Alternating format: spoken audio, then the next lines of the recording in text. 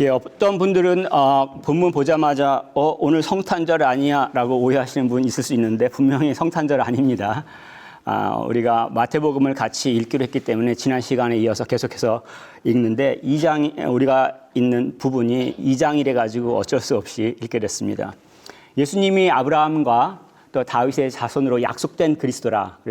그 예수님께서 태어나셨다라는 장면인데 특별히 이 장면과 관련돼서 예수님 태어나신 것을 놓고 찾아온 사람들도 있고 경배하기 위해서 어떤 사람은 거부하고 죽이려고 하는 사람들도 있습니다. 그리고 이 가운데 하나님은 어떻게 역사하시는지 우리가 또 발견했으면 좋겠습니다. 그를 통해서 그때뿐만 아니라 오늘날 우리에게도 함께 하시는 하나님의 역사를 발견하시고 또 눈에를 누렸으면 참 좋겠습니다. 먼저 우리 본문 시작하면서 이 예수님 탄생이 역사적인 사실이다라는 사실을 알게 됩니다. 왜냐하면 1절에 보면 헤롯 왕 때에 예수께서 유대 베들레헴에서 나심에 딱 못을 받고 있죠. 언제 어디서 태어났다는 것은 못을 받습니다. 이건 거짓말할 수가 없어요. 왜냐하면 거짓말을 하게 됐을 경우에 옆에 있던 사람이 나 그때 베들레헴에 살았는데 안 태어났는데 그렇게 말할 수 있는 거잖아요. 그리고 같이 동시대 사람들이 뻔히 있는데 이것을 기록을 남기면서 할 수 없는 거란 얘기죠. 특별히 이 내용을 우리가 알고 있는 복음서 말고 요세푸스라고 하는 유대 사학자가 기록을 했습니다. 유대 고대사라고 있는데 그 안티코티스 오브 더 주스라고 하는데 굉장히 독특한 사람이에요. 이 요세푸스는 제사장 가문이며 왕 가문이 하스몬하고 연결되어 있습니다. 그리고 독립투사였다가 나중에 타이터스 그 장군한테 투항합니다. 그리고 그 타이터스 가문으로부터 성을 하사받아요. 그래서 로마 황제의 가문인 플라비우스 유세비우스라는 이름을 갖게 됩니다. 그 사람이 나중에 로마에서 살면서 유대인들에 대해서 글을 쓰는 거예요. 몇 권들이 있는데 그 중에 하나 통해서 예수님과 기독교가 발행됐다는 것들을 기록하고 있어요. 크리스찬이 아닌데. 그리고 또 후대가 얼마 안 되는데 비슷한 시기에 타시터스라고 할 때인데 로마 사가, 이 사람 원로원 의원이에요. 로마. 근데 그 사람이 연대기 아너스라고 하는 연대기를 써서 크리스찬은 본디오 빌라도 총독 때 십자가형을 받은 그리스도를 따르는 사람들이다라는 것들을 기록을 하고 있습니다. 무엇보다도 그 예수님께서 태어났다고 하는 것을 복음서에서 기록하고 있죠. 우리가 읽은 이 마태복음, 이 마태를 보면은 모든 걸 다 포기한 사람이에요. 그러니까 예수님께서 마태를 부르실 때 세관에 앉아서 돈 세고 있었습니다. 네, 따라오라 하니까 마태가 그 모든 걸 딱 버리고 쫓아갔는데 쉽지 않아요. 왜냐하면 이 마태는 재물에 대한 욕심이 있던 사람입니다. 당시대 유대인들은 아주 끔찍하게 싫어하는 존재들 그 중에 한 명이 세리잖아요. 어떻게 동족의 피를 빨아먹어? 너는 사람도 아니야. 죄인 중에 죄인이야. 그런데 마태는 유대인인데 세리가 됐어요. 무슨 얘기냐면 사람들이 나한테 손가락질하는 것보다 난 돈이 더 중요해. 내가 욕을 얻어먹더라도 난 돈 벌어야 돼. 이런 사람이었단 말이에요. 그런데 나중에 마태는 어떻게 합니까? 예수께서 그리스도라는 사실을 증언하다가 죽어요. 전생에 의하면 에디오피아에서 순교했다고 알려져 있습니다. 그렇기 때문에 사실 이 증언 마태복음은 그의 목숨을 버리면서까지도 예수께서 그리스도다라고 하는 것들을 기록한 사실입니다. 그렇기 때문에 사실은 저는 그 무게를 두고 받아들입니다. 보게 되면은 여기서 동방 박사들이 찾아온 것을 알 수가 있죠. 이 1절에 보면 동방은 뭐냐면 이스라엘 기준으로 오른쪽 사막에 없어요. 그렇기 때문에 그 너머 쪽에 있는 나라 바벨론, 페르시아 그 제국들 지금은 사실은 페르시아까지 멸망한 나라는 상태이지만 그럼에도 불구하고 사람들이 있고 국가들이 있습니다. 그쪽 지역에서 온 걸로 알고 있는데 한 800마일, 한 1300km 정도 되는 거리를 이들이 온 걸로 알고 있습니다. 이들을 이제 박사라고 얘기를 하는데 영어로는 메이자이라고 표현하죠. 마고스의 복수형인데 이 사람들이 별 보고 왔다고 해서 어떤 사람들이 그 길바닥에서 돗자리 깔고 타로 카드 가지고 점치는 사람으로 생각하는 사람들이 가끔씩 있을 수가 있는데 전혀 아니에요. 이 사람들이 말하는 점성술, 아스트로놀로지는 오늘날 우리가 생각하는 점성술하고 틀려요. 굳이 오늘날 우리 용어로 바꾸자면 천문학자들 아니면 통계학자들이에요. 다니엘서 1장 20절에 보면 박수와 술객이라는 표현이 나오는데 당시 바벨론 왕이 국가적인 결정을 할 때 그 결정이 올바르게 될 수 있도록 지식인들로서 지식을 제공하는 사람들이에요. 오늘날로 말하자면 자문단이에요. 그래서 어떤 성경에서는 three wise men이라고도 표현할 수도 하죠. 지혜로운 사람들이라고. 근데 왕은 아니에요. 그래서 어떤 경우에는 혹시 보셨을지 모르겠지만 The Three Kings라고 들어보셨나요? 예, 펍에 자주 간 사람들이 발견할 수 있는 단어인데 많은 펍 이름이 영국에서 The Three Kings예요. 아마 찾아보시면 근처에도 있을 것 같습니다. 근데 실제로 이들은 왕은 아닙니다. 근데 복음이 막 이제 전파되면서 유럽까지 오면서 유럽은 여러 나라로 조개져 있잖아요. 그 가운데 이 예수님 탄생에 대한 집중이 되고 그러면서 거기 나온 등장인물들도 사실은 집중이 돼서 이제 왕이라고 하는 것들이 유럽 국가들을 중심으로 해서 많이 표현됩니다. 내셔널 갤러리에 갔을 때 얀 호사르트가 그린 그림 The Adoration of the Kings라고 했을 때 동방 박사라고 하지 않고 Kings라는 단어를 썼죠. 왕들의 경배라고 하는 것들. 근데 그 메시지는 사실은 의도적이라고 생각해요. 뭐냐면 본인이 왕이라고 할지라도 네가 네 나라에서 왕이야. 그래도 네가 무릎 꿇어야 될 존재가 있어. 라고 하는 그러한 신앙들을 아마 그 가운데 숨겨두지 않았나 하는 생각들을 좀 갖습니다. 어쨌든 이 동방 박사들이 유대인의 왕을 찾아옵니다. 2절에 유대인의 왕으로 나신 이가 어디 계시니요?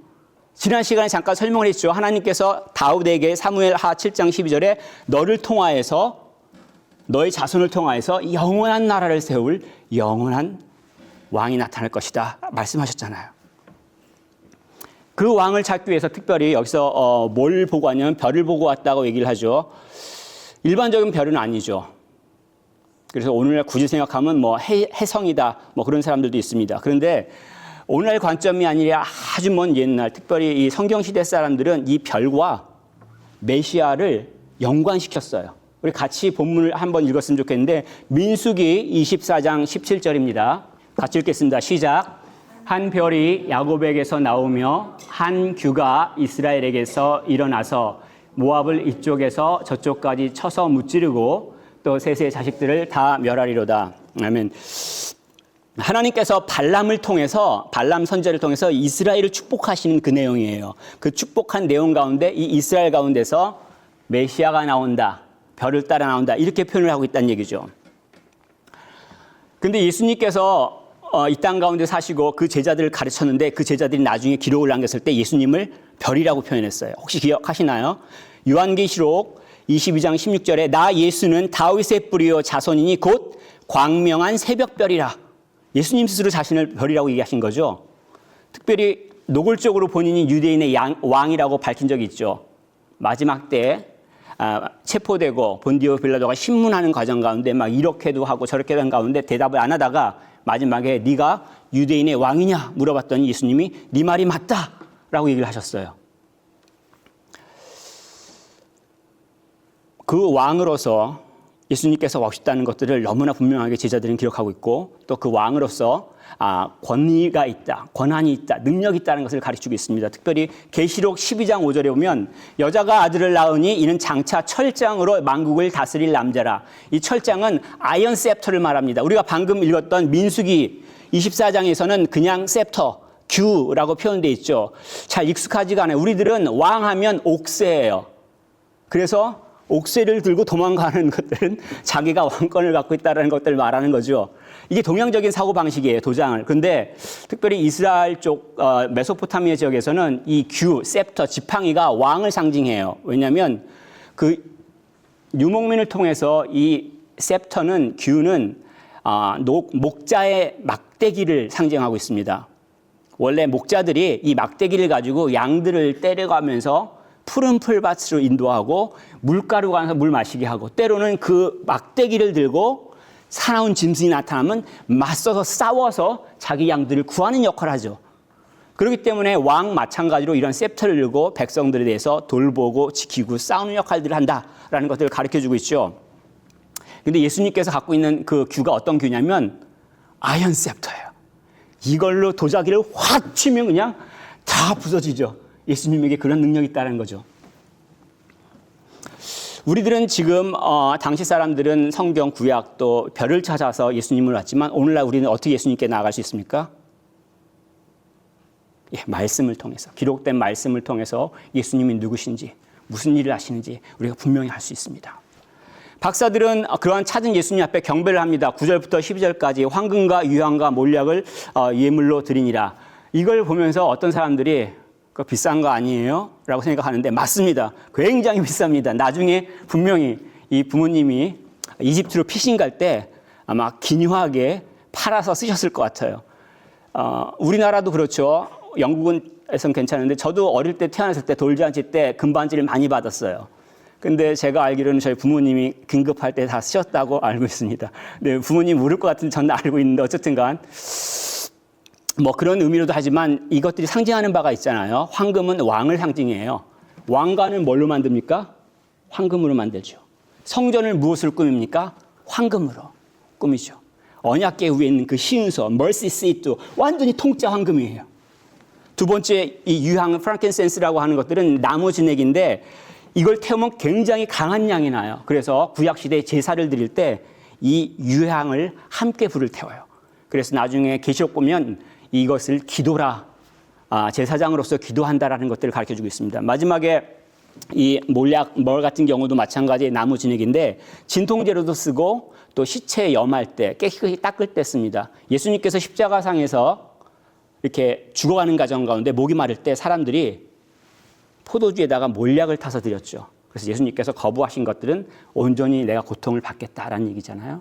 그리고 나중에 예수님이 장사되사 누우셨을 때 니고데모가 갖고 찾아갔던 게 뭐냐면 몰약이었죠. 시체를 닦기 위해서. 예수님께서 왕 같은 제사장으로서 대신 죽으신다라는 사실들을 가리키고 있는 것을 볼 수가 있습니다. 이 동방 박사들이 지금 그러한 경배를 하는데 이 경배한다는 것 자체가 영광이기도 하지만 그냥 이루어지진 않아요. 희생이 필요합니다. 무슨 얘기냐면 굉장히 먼 길을 왔어요. 아까 800마일이라고 했는데 차가 없던 시절 아니에요? 그럼 뭐 어떻게 합니까? 걸어오던가 나귀를 타던가 그러면서 와야 될 거 아니에요. 한두 명, 3명 아닙니다. 동방 박사를 3명이라고 하지만 그 당시의 여행을 3명이서 하는 정도가 아니에요. 워낙 험하기 때문에 수십 명이 움직였을 거라고 생각하는데 이 사람들이 하루에 얼마씩 움직이냐면 대부분 32km 정도 걷는다고 추정을 합니다. 그리고 그쪽 페르시아 쪽에서 이 베들레헴까지 찾아올 때 거리를 아까 1300km로 잡으면 나누기 하면 얼마가 나옵니까? 제가 미리 다 해갖고 왔으니까는 들으시면 돼요. 이게 한 40이 나와요. 40일을 털레털레 걸으면서 왔다는 얘기예요. 그리고 중간에 어떤 일들이 일어나는지 아무도 모르잖아요. 물이 없었을 수도 있고 잘 곳이 없을 수도 있고 불편하다는 얘기죠. 경배하러 오는 게 기쁨만 있는 게 아니에요. 굉장히 불편하고 힘들어요. 때로는 아유 편안한 것들을 다 포기해야만 되는 그런 것들이 있다는 얘기예요. 무엇보다도 이 경배를 하는 것들이 사실은 목숨을 내놓은 행위가 될 수 있습니다. 이 동방 박사들은 지금 페르시아에서 왔다는 얘기는 뭐냐면 로마 제국 밖에서 온 사람들이에요. 당시 로마 제국은 지중해 쪽에서 팔레스타인이 동쪽에서 경계해요. 이 로마 제국 밖에서 왔다는 얘기는 뭐예요? 지금 북한에서 이렇게 내려오신 분들 어떻게 돼요? 탈출한 거 말고 굉장히 의심하고 조사하잖아요. 당시대에서 간첩이나 내란죄를 선동했다. 왕이 태어났다라고 이게 선동하네? 그런 누명을 쓰면 어떻게 됩니까? 사실 이들이 나중에 경배하고 돌아갈 때 꿈에 사자가 나타나서 헤롯에게 돌아가지 말고 다른 길로 가라고 얘기한 건 이들이 갖고 있는 선한 의도, 정보를 나쁘게 사용하지 못하도록 막는 것도 있지만 이 동방 박사들을 보호하는 차원도 있습니다. 헤롯 왕이 어떻게 하겠어요? 너네 선동하는구나. 정보만 받고 어떻게 할지 아무도 모르죠. 여러 가지 위험이나 또 죽음에 대한 것도 각오하면서 온 이들이 결국 해냈던 것들은 뭐냐면 하나님께서 약속하신 유대인의 왕을 만나볼 수 있었어요. 우리가 하나님을 찾고자 하는 사람들,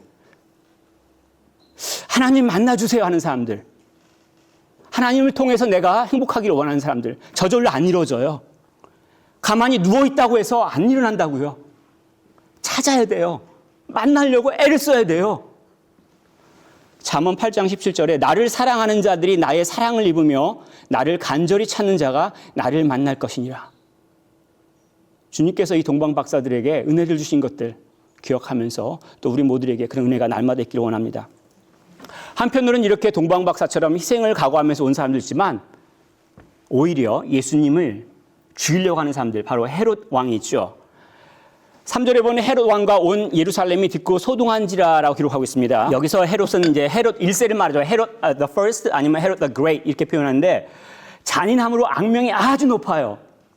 왜냐하면 이두메 출신이에요. 이두메가 뭐냐면 에돔 족속을 말하는 거잖아요.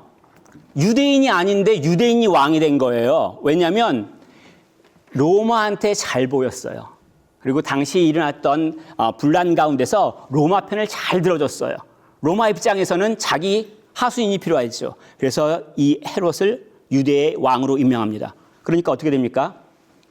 본인은 하스몬 왕조로 끝냈어요. 하지만 자기는 유대인도 아니에요. 이 갖고 있는 열등감, 두려움, 이것들을 어떻게 해결하죠? 해결 못합니다. 그래서 나중에는 결국 자기가 유대인의 왕이 되기 위해서 결혼했던 여자, 마리암이라는 여자가 있어요. 하스몬 왕조의 공주인데 어쨌든 그 아내하고 그가 낳은 아들들을 다 죽여요. 왜냐하면 자기는 정통성이 없는데 이 마리암 자기 아내하고 그 아들은 정통성을 갖고 있는 자들이에요. 왕의 정적이라고 생각해서 자기 처자식도 죽입니다.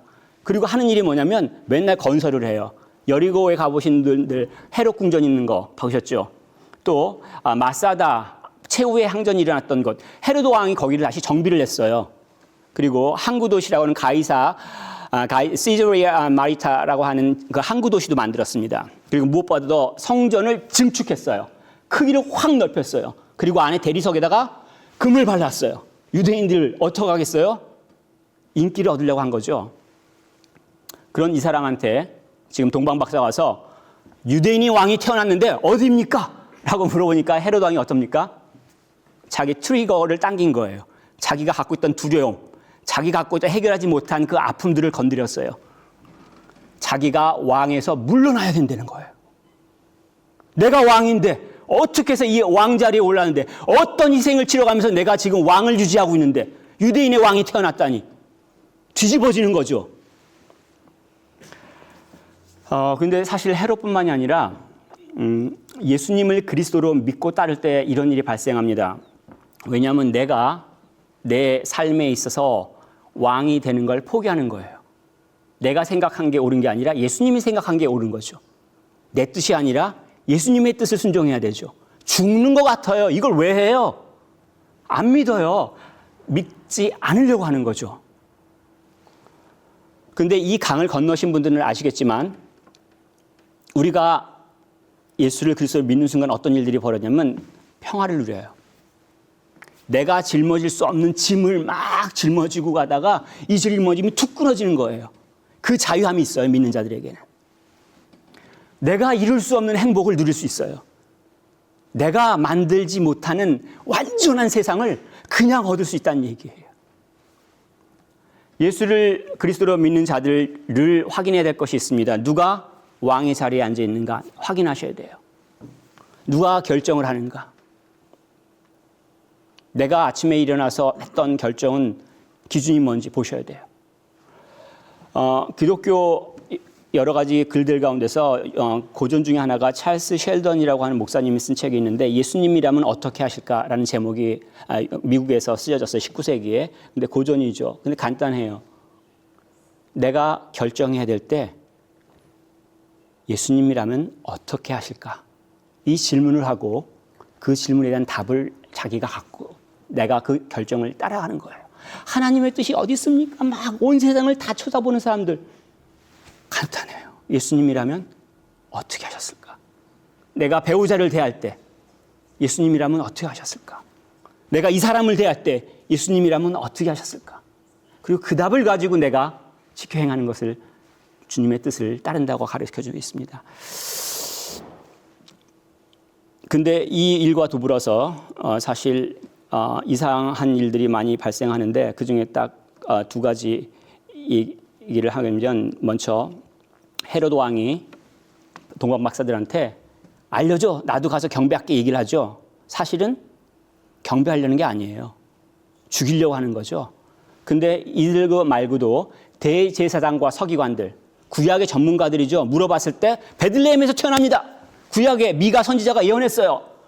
평생 공부를 했으니까 척하면 척 나와야죠. 자, 그런데 이 사람들은 베들레헴까지 예루살렘에서 9km 정도 돼요. 제가 밥 먹고 걸어가면 2시간이면 딱 걸어가는 겁니다. 근데 안 가죠. 왜요? 예루살렘에서 베들레헴 가는 길을 모르나요? 성경을 모르나요? 알고 있는데도 메시아가 태어났는데 경배하러 가지 않아요. 우리가 예수님에 대해서 아는 것들 굉장히 중요하지만 내가 어떠한 태도를 갖고 그 아는 것을 사용하느냐 굉장히 중요합니다. 헤롯은 자기가 왕인 것을 주장하기 위해서 그 정보를 사용하죠. 결국은 많은 살인들이 일어났고 아이들이 죽은 것들을 기록하고 있습니다. 왕으로서 자기 백성을 죽인 거예요. 자기 백성을 지키고 돌보고 그 역할이 왕인데 실제로 헤롯이 한 것은 죽이는 거죠. 왜냐하면 자기 역할을 하는 게 중요한 게 아니라 자기 유익을 챙기는 게 먼저거든요. 자기의 유익, 이것을 먼저 찾을 때 이러한 아픔들이 발생하죠. 가정으로서 제가 가정에서 제 유익이 먼저예요. 첫 번째예요. 뭘 해도 짜장면집 가! 그러면 애들이 안 모여요. 교회에서 제가 목사로서 제 유익을 먼저 찾아요. 어떤 일이 벌어지겠습니까? 나라의 대통령이 제일 먼저 자기 유익을 찾아요. 그럼 어떤 일이 벌어지겠어요? 그것과 달리 예수님께서는 참된 왕이고 약속된 왕이라는 것들을 보여주고 있죠. 베들레헴에서 태어나셨다는 그 말씀들은 뭐냐면 미가 선지자가 예언한 것처럼 하나님께서 약속을 지키셨다는 건데 이 베들레헴은 다윗 왕의 고향이에요. 그러면 어떤 게 생각이 납니까? 사무엘하 7장 12절 하나님께서 다윗 왕에서 약속하신 것들을 이루셨다는 것을 볼 수 있죠. 그 자손을 통해서 메시아를 주신다고 하셨으니까. 또 예수님을 통해서 우리가 완성된 것들, 또 예수님을 바라봐야 되는 것들 우리가 18절 예언을 통해서 알 수 있습니다. 이 18절이 예루살렘에서 그러니까 베들레헴에서 아이들이 학살된 것들, 헤롯 왕이 죽였잖아요. 그것들 때문에 지금 슬퍼한다라는 표현이 있는데 이건 예레미야 선지자가 예언한 거예요. 예레미야 31장 15절에 예언한 것들을 인용하면서 지금 이 어린아이들이 죽은 것들을 가리키고 있습니다. 근데 굉장히 좀 어려운 문제가 여기서 발생해요. 성경을 혹시 잘 아시는 분들은 이게 막 하나의 사건인 것 같기도 하고 굉장히 많은 사건인 것 같기도 해요. 여러 가지가 섞여 있어요. 이 사건 저 사건을 합쳐가지고 하나의 사건으로 얘기하고 있는 거예요. 무슨 얘기냐면 라마에서 슬퍼하며 크게 통곡하는 소리가 들린다라고 할 때 이 라마는 기본적으로 높은 장소를 말해요. 이스라엘 안에 여러 곳에 라마가 있어요. 여기도 라마 있고 저기도 라마 있어요. 그런데 에브라 지역에 라마가 있어요. 베들레헴 지역 근처. 거기서 어떤 일들이 벌어졌냐면 야곱의 아내 라헬이 죽었어요. 아이 베냐민을 낳다가 죽습니다. 죽음이라는 게 이제 여기에 연관돼 있죠. 그런데 두 번째 좀 이상한 게 있습니다. 그가 자식이 없으므로 위로받기를 거절하였도다. 라헬은 아이를 낳다가 죽었어요. 언제 위로를 받아요? 자기가 살아있어야지 누가 위로를 해도 위로를 받는데 아이를 낳다 죽었어. 끝! 근데 누구한테 위로를 받겠어요? 여기서 위로받는 사람은 라헬이 아니라는 얘기죠. 누구냐면 야곱이에요. 무슨 얘기냐면 야곱의 아들 가운데서 요셉이 형들이 거짓말해서 이집트에 팔고 죽었다고 얘기하니까 야곱이 너무 슬퍼한 거예요. 그래서 형제들이 막 위로했을 때 그 위로를 안 받고 내가 차라리 죽겠다 이렇게 얘기를 하잖아요. 여기 슬퍼한 사람은 야곱이죠. 근데 여기서 야곱의 이름을 어떻게 바꾸십니까? 하나님께서 이스라엘로 바꾸시죠. 여기서 이스라엘과 관련됐다는 걸 알 수 있죠. 또 이집트도 나오죠. 자, 마지막으로 이 라마에서 일어난 일 가운데 하나가 또 뭐가 있냐면 예언을 했던 예레미야 선지자가 사실은 바벨론 포로가 됐어요. 그래서 꽁꽁 묶여서 끌려가고 있는 도중에 라마에서 해방시켜줘요. 그 장군이 너 갈라면 가고 올라면 와 그랬더니 자기가 갔어요. 자, 여기서 예레미야가 해방을 누린 거예요. 살베이션이 여기서 일어났다는 얘기예요. 라마에서. 지금 어떤 일들이 벌어졌냐면 죽음과 이집트와 이스라엘과 해방이 이 장소 하나 가운데서 동시에 일어난 것들을 여러 가지 사건들을 하나에 모아놓고 있잖아요. 이것들이 왜 이렇게 했냐면 이 모든 것들이 예수님을 가리키는 거예요. 예수님을 통해서 죽음의 문제가 해결되고 예수님을 통해서 이스라엘이 되는 거예요. 예수님을 통해서 구원을 얻기 때문에 지금 예수님의 탄생과 관련돼서 이런 일들을 기록하고 있죠.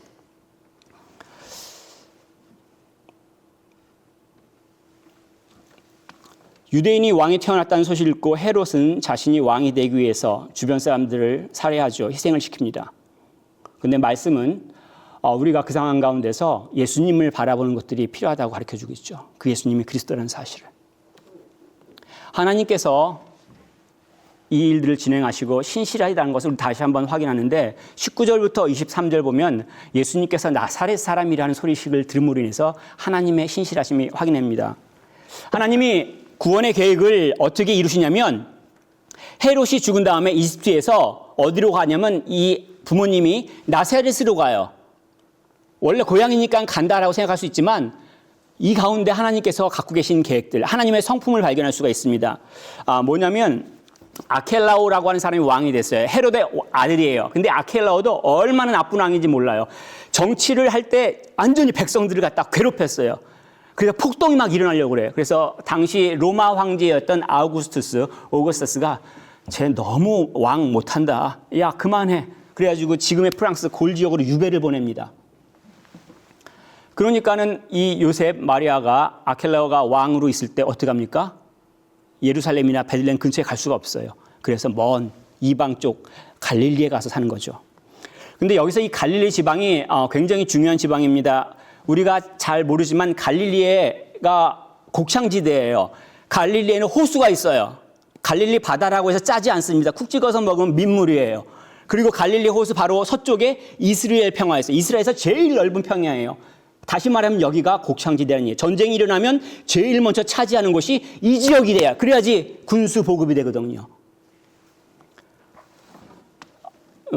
굳이 얘기하자면 한국에서는 전라도 식량이 많이 자라잖아요. 그래서 전통적으로 굉장히 많은 수탈이 일어났죠. 그래서 어떻게 수탈이 일어났는지 혹시 기회가 되면 또 얘기할 기회가 있으면 좋겠습니다. 어쨌든 갈릴리 지역이 그렇다는 얘기고 이 아수르 왕 티글랏 파일레이저 III가 한 번은 쳐들어왔어요. 열왕기 하 15장 29절. 쳐들어와서 이 갈릴리 지역을 완전히 쑥대밭으로 만듭니다. 근데 이런 전쟁이 일어나면 어떻게 됩니까? 여자와 아이들이 가장 고통받죠. 그리고 그 사생아들이 나오면 어떻게 돼요? 주변에서 비난하죠. 전통적으로 갈릴 지역이 이방의 갈릴이라는 표현을 얻게 됩니다. 그래서 니고데모가 대제사장과 바리새인들한테 우리 예수님 얘기 한번 들어보자 그랬더니 그 사람들이 뭐라고 반응해요? 야 갈릴리에서 선지자가 나냐? 이런 반응을 보이잖아요. 자, 그러면 예수님께서 여기서 잘하신다는 얘기는 뭡니까? 갈릴리 지역에서 사역하셨다는 얘기는 뭐예요? 천대받는 사람들, 고통받는 사람들, 그들에게 복음의 소식을 먼저 들려주고 싶으신 거예요. 사실 이사야서에 같이 예언해놨었는데 같이 보겠습니다. 전에 고통받던 자들에게는 흑암이 없으리로다. 옛적에는 여호와께서 스불론 땅과 납달리 땅이 멸시를 당하게 하셨더니 후에는 해변 길과 요단 저쪽에 이방의 갈릴리를 영화롭게 하셨느니라. 고통받았던 사람들, 아픔을 갖고 있는 사람을 하나님께서 회복하시겠다는 얘기예요. 메시아를 보내주시면 그 사람들이 회복됐다는 얘기예요. 메시아를 만나면 자기 아픔이 해결된다는 얘기예요. 하나님의 신실하심을 발견할 수 있죠. 특별히 나사렛 사람이라는 말을 통해서 더 그렇습니다. 23절에 나사렛 사람이라는 말 가운데서 선지자로 하신 말씀에 나사렛 사람이라 칭하리라 하심을 이루려 함이로라 라는 이 말이 있는데 굉장히 어려운 구절 중에 하나입니다. 왜냐하면 성경 구약을 다 찾아봐도 하나도 이 구절과 똑같은 구절이 안 나타나요. 그런데 마태가 왜 구약의 예언을 이루었다라고 말을 하냐면 좀 어려운 겁니다. 그래서 기회가 되시면 따로 물어보시는 게 괜찮은데 저는 이렇게 믿습니다. 이사야 11장 1절에 이렇게 기록되어 있습니다. 이새의 줄기에서 한 싹이 나며 그 뿌리에서 한 가지가 나서 결실할 것이요. 예수님께서 다윗의 자손으로 태어날 것을 예언한 거잖아요. 여기서 가지가 뭐냐면 영어로는 브란치죠. 히브리 말로는 넷제르죠. 모르는 거 제가 알고 있어요. 그래서 제가 말씀을 드리는 거예요. 히브리로는 넷제르예요. 근데 히브리 말에는 모음이 없어요. 넷제르에서 모음을 다 빼세요. 발음 어떻게 할지 굉장히 고민될 겁니다. 자, 나사렛 사람을 영어로 뭐라고 하죠? 비슷하게 발음하면 나자레인이라고 해요. 거기서 모음을 다 빼세요. 그럼 어떤 일이 발생하죠? 똑같아요. 제가 그걸 찾아와서 왔습니다. 이 넷젤이라고 하는 히브리 단어하고 나사린이라고 하는 이 나사렛 사람을 가리킨 말과 몸을 빼고 자음만 놓고 볼 때 셈족의 특징이죠. 같다는 얘기예요. 지금 마태가 히브리어도 알고 또 그리스 말도 알고 아람어도 알기 때문에 이 워드 플레이를 하고 있다는 것을 알 수가 있죠. 중요한 것들은 뭐냐면 하나님께서 약속을 지키시는 얘기예요. 하나님께서 하신 약속을 지키시고 아무리 주변에서 방해해도 하나님께서 신실하시니까 하나님께서 하신 말씀을 지키시니까 하나님에게 지혜가 있고 용기가 있고 힘이 있으시니까 그것을 지키시는 거죠. 천대받는 자들, 아파하는 자들을 회복시키시는 것들 시작하셨다고요. 예수님께서 그리스도로 오셨습니다. 그런데 사람들은 경배하러 오기도 하고 어떤 사람들은 거부하기도 합니다. 이 가운데 하나님께서 참된 왕이신 것을 증명하시죠. 당신에게 속한 자들을 지키시고 인도하시고 또 회복하시는 모습들을 볼 수가 있습니다. 여러분들의 왕은 누굽니까? 누가 여러분들의 삶을 지키고 인도하십니까? 혹시 지금 불어나고 있는 주식이라고 생각하시나요? 전 주식은 없고요. 집이 한 1000원째 있습니다. 그러신 분 계시나요? 여러분이 무엇을 생각해서 든든하다고 생각하시나요? 우리가 살아가는 삶이 그 증거가 됩니다. 우리가 생각하는 것과 말하는 것과 또 우리가 행동하는 것들이 누가 왕인 것인지 알 수 있는 증거가 됩니다. 예수를 그리스도로 믿는 자들의 삶 가운데서는 예수께서 왕이 되셔야 되지 않겠습니까?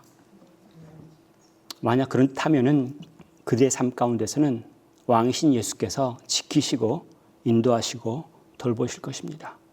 어떠한 형편 가운데서도 펼쳐지는 그 평안함과 하나님의 공급하심과 그 축복을 누리면서 살 수 있는 여러분들 모두가 될 수 있기를 축복하고 권면하겠습니다.